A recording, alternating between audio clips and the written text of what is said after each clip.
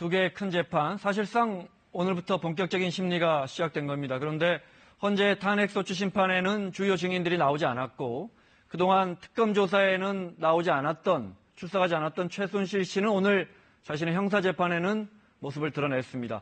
이 중요한 두 재판의 쟁점 살펴보겠습니다. 김광삼 변호사 자리에 있습니다. 어서 오십시오. 안녕하세요.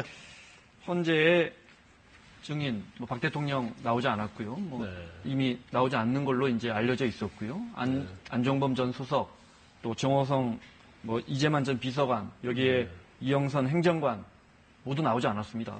일단 안종범과 이재만 전 비서관은 소환장을 받지 못했어요. 그렇기 때문에 그런데 언론을 통해서 오늘 심리길이 잡혔다는 건 다 알고 있잖아요. 그럼에도 불구하고 소환장을 받지 않았다는 것은 굉장히 의도적이라 볼 수 있는 거고요. 그다음에 이영선 행정관 같은 경우는 불출석 사유서를 냈단 말이에요. 그래서 그 의도에 이제 우리가 좀 약간 의구심을 가질 수 있고 오늘 윤전추 행정관은 일단 참여를 했습니다. 아마 그런 것은 이런 차원에서 봐도 될 것 같아요. 4명이 다 참여를 안 했을 때 약간 그 부분에 대해서 헌법재판소도 마찬가지고 국민의 입장에서 보면 이해할 수 없는 부분이고 결과적으로 서로 모의를 해서 그렇지 않는가 이제 그런 의구심을 살 가능성이 크기 때문에 결과적으로 윤전추 행정관은 오늘 3시에 탄핵심리 증인으로 출석한 것이 아닌가 싶습니다. 갑자기 나왔어요. 윤전추 행정관이. 이제 청와대 헬스 트레이너죠. 그렇죠. 아마 대통령의 7시간 그 부분에 대한 증언이 있었을 것 같은데요. 근데 헌법재판소라고 하면 저희가 생각할 때는 가장 권위가 높은 법원 아닙니까? 그렇죠. 근데 이렇게 중요한 심판에서 증인이 나오지 않아도 됩니까? 일단 오늘 사실은 실질적으로 이제 탄핵과 관련해서 본 절차가 이제 진행된다고 볼 수 있지 않습니까? 어차피 오전에 이제 박근혜 대통령이 나오지 않았기 때문에 결국 오후 재판에서 증인 신문기로 넘어갔는데 약간 그렇게 박근혜 대통령 법률 대리인과 오늘 국회 소추위원들, 이제 검사에 해당하는 거죠. 굉장히 공방이 굉장히 많이 있었어요. 그런데 근본적으로 박근혜 대통령 지금 법률 대리인들은 어떤 특히 정치적 중립성이랄지 이제 그런 부분에 굉장히 의문을 많이 제기하면서 지금 한 40분 이상을 반박을 했어요. 그래서 결국 헌법재판소장이 좀 제지도 하고 그런 상황이었는데 이 부분에 대해서는 사실 박근혜 대통령 법률 대리인 윤전추 행정관입니다. 윤전추 행정관만 오늘 참여를 하고 그럼 결과적으로 지금 헌법재판소는 상당히 심리를 신속하고 공정하게 이끌어가겠다는 입장인데 지금 어떻게 보면 복병을 만난 겁니다. 그래서 적어도 3월 13일에 이정미 헌법재판관이 그만둘 때까지는 임기 만료될 때까지는 끝내겠다는 생각을 하고 있는 것 같은데 계속적으로 이렇게 안 나오면 결과적으로 심리길이 공전될 수밖에 없어요. 그런데 지금 헌법재판소법에 의하면 일단 불출석한 경우는 처벌할 수는 있죠. 그리고 강제 구인을 형사소송 절차를 할 수는 있습니다. 그런데 문제는 이제 시간이 간다는 게 굉장히 문제가 될 것 같고요. 근데 그 다음에 헌법재판소가 오늘 이제 강일원 재판관이 그런 얘기를 했어요. 만약에 증인이 계속적으로 안 나오면 기록에 의존해서 판단할 수밖에 없다.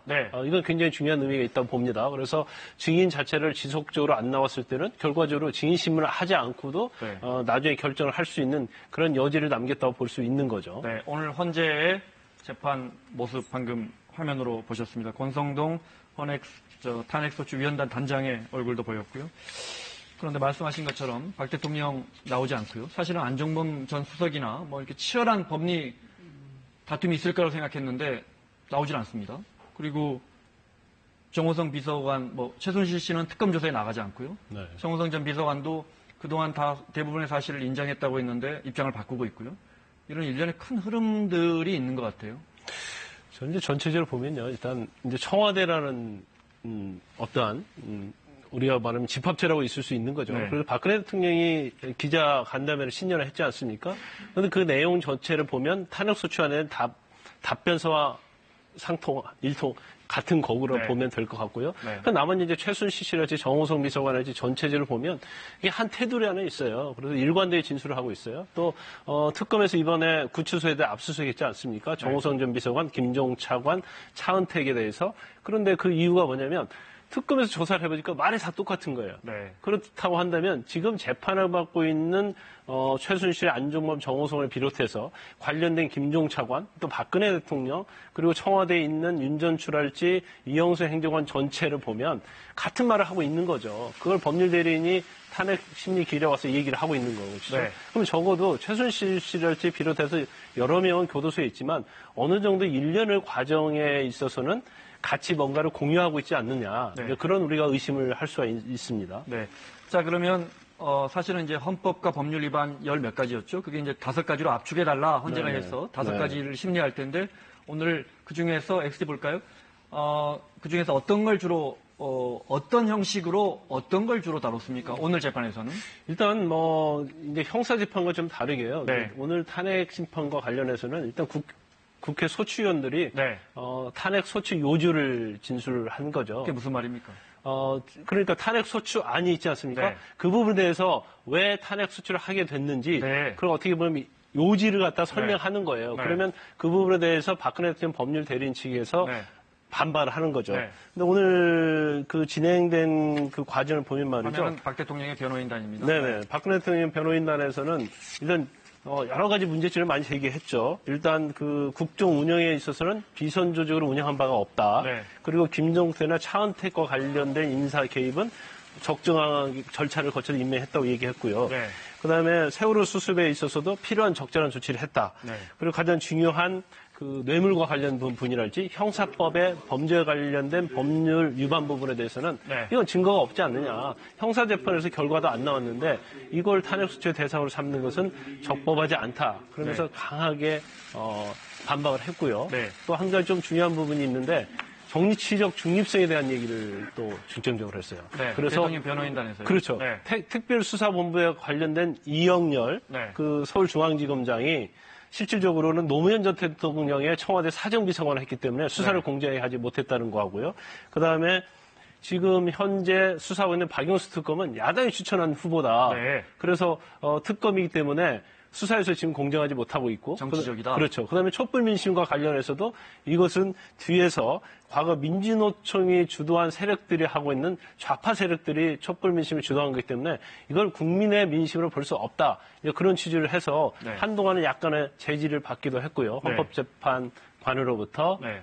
그다음에 또 여러 가지 수사 기록에 대해서도 의견을 내라고 했는데 아직 수사 기록을 잘 보지 못했다. 네. 그래서 다음에 하겠다. 이제 그런 전체적인 취지를 보면 결과적으로 탄핵 심리를 좀 끌고 갈 생각이 있지 않나. 이제 네. 그런 우리가 의혹을 가질 수 있는 거죠. 그 과정에서 헌법재판관이 아까 중계를 보니까 이게 형사소송이 아니고 탄핵 심판이니까 혼동하지 마세요라고 하더라고요. 이게 무슨 말입니까? 그래서 자꾸 약간 박근혜 대통령 변호사 측에서요. 네. 이걸 계속적으로 형사소송 절차를 준용을 하기 때문에 네. 엄격한 증거 능력을 있어야만이 재판을 이걸 증거로 삼을 수 있다는 주장을 계속 하는 거예요. 탄핵소추단에서 내세운 것들이 도대체 확인된 증거인 거냐? 그렇죠. 네. 그 중에서 제일 중요하게 주장한 것 중에 하나는 이제 전문 증거예요. 네. 일반적인 법 절차에서는요, 형사재판에 있어서는 전문 증거는 증거로 쓸 수 없습니다. 이 전문 증거는 누구한테 들었다는 얘기를 수사기관을 했을 때 그건 증거로 쓸 수 없어요. 네. 단지 그 말을 한 사람이 법정에 나와서 얘기를 해야 합니다. 네. 그래서 이러한 어떤 형사소송 절차에 대한 법 원칙을 준수해달라고 헌법재판관한테 얘기한 거죠. 네. 그러니까 헌법재판관이 만약에요. 박근혜 대통령 법률 대리인들이 주장하는 대로 그대로 가면 이 헌법재판은 사실은 6개월, 1년 가도 끝나지 않을 수 있습니다. 네. 그래서 형사 절차와 탄핵 심리 절차를 혼동하지 마라. 네. 그런 식으로 박근혜 대통령 법률 대리인들한테 얘기를 한 거죠. 자, 그리고 오늘 앞서 보신 것처럼 최순실 씨의 사실상의 그동안 2번의 준비 기일이 있었지만 사실상의 첫 재판이 열렸습니다. 그림 화면 준비했습니다. 법정에 들어오는 최순실 씨고요. 안종범 전 정책계 수석의 모습 나란히 앉게 됩니다. 네. 이호성 전 비서관도 역시 정호성이죠. 네. 비서관도 처음으로 이렇게 나란히 앉게 중간중간에 변호인들과 함께 나란히 앉아있는 모습입니다. 서울중앙지법 대법정입니다. 과거에 전두환 노태우 전 대통령뿐 아니라 유명한 재벌들도 모두 여기서 그 재판을 받았던 그 재판정입니다. 자, 오늘 재판에 출석했습니다. 네. 뭐 당연히 출석해야겠죠. 근데 특검의 수사에 응하지 않고 있습니다. 검사 생활하실 때 구속된 피의자가 검찰에 원래 우리가 알기로는 네. 구속하는 이유가 붙잡아놓고 조사하려고.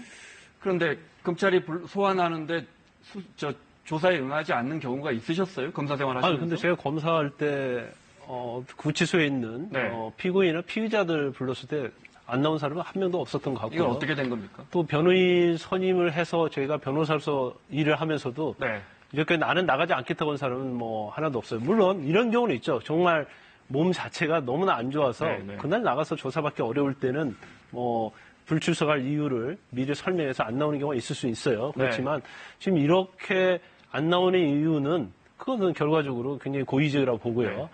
일찍 나가서 특히 특검에서 지금 조사 자체가 뇌물에 관련된 부분 아닙니까? 그래서 뇌물에 관련된 부분이 만약에 특검에서 신속하게 재판을 종결하게 되면 결과적으로 그 부분은 추가적으로 본인이 재판을 또 받아야 할 상황이고요. 네. 또 이게 탄핵에 굉장히 영향을 많이 미칩니다. 그래서 어떻게 해서든지 특검에 나가지 않아서 특검의 어떤 수사를 좀 지연시키겠다 이런 생각이 좀 있는 것 같습니다. 이제 그동안엔 준비 기일이었고 사실상 첫 재판인데 오늘은 네. 좀 어떤 것들을 물어보고 어떤 주제들이 다뤄졌습니까? 근데 지난번에 준비조차 2번 하지 않았습니까? 그래서 이제 그때는 쟁점을 좀 정리하는 걸로 갔고요. 오늘은 이제 검사가 그 기소한 범죄 사실의 요지를 진술을 해요. 거기에서 변호사가 그 부분에 대해서 어느 부분이 인정하고 인정하지 않는다를 의견을 말을 하죠. 그 다음에 이제 증거에 대해서 얘기를 하는데 지금 사실 기소된 범죄 사실이 엄청 방대를 해요. 그래서 오늘 재판 자체는 K스포츠재단과 미르재단에 거의 한정해서 심리를 하는 것을 보이고요. 근데 이 부분에 대해서 최순실 씨는 나는 안종범을 모른다.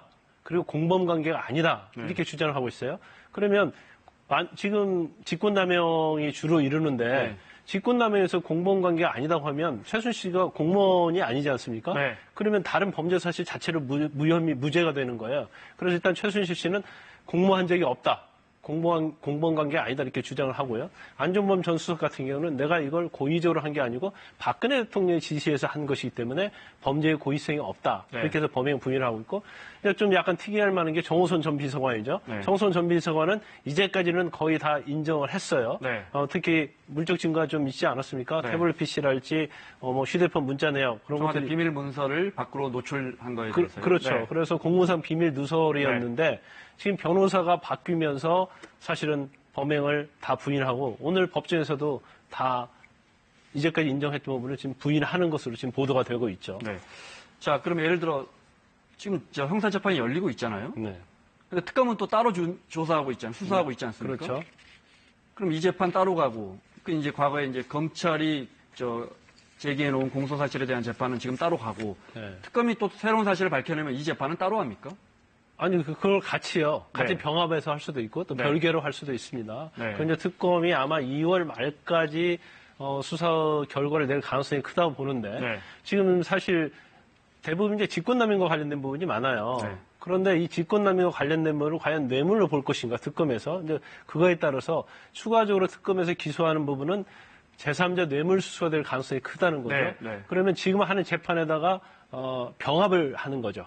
특검에서 기소를 하게 되면 그래서 같이 재판을 예를 들어 또 블랙리스트에 누가 연루돼 있다면 그 공소 사실도 병합될 수 있고요. 그렇죠. 만약 최순실 씨나 안종범 뭐 지금 정호성과 관련돼서 연결이 돼 있다면 같이 병합해서 재판을 받지만 그게 단순히 뭐 조윤선 장관이나 김기춘 비서실장의 그런 범죄의 테두리 안에 있다고 한다면 이제 같이 재판을 않고 별개로 할 수가 있죠.